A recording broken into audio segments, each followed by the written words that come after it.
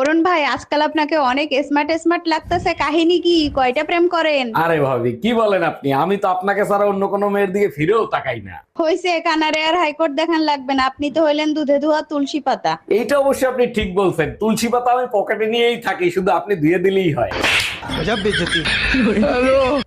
এই কই, তুমি শিগগিরই এদিকে এসো, তোমার জন্য আমি একটা ইংলিশে কবিতা লিখছি। বলো কি? তাই নাকি? কই পড়ে শোনাও তো দেখি কেমন হয়েছে। আরে বাবা, অবশ্যই পড়ে শোনাবো, তার আগে বলো পেতনির ইংরেজি কি? পেতনির ইংরেজি হলো বেলন খুন্তি পুতা।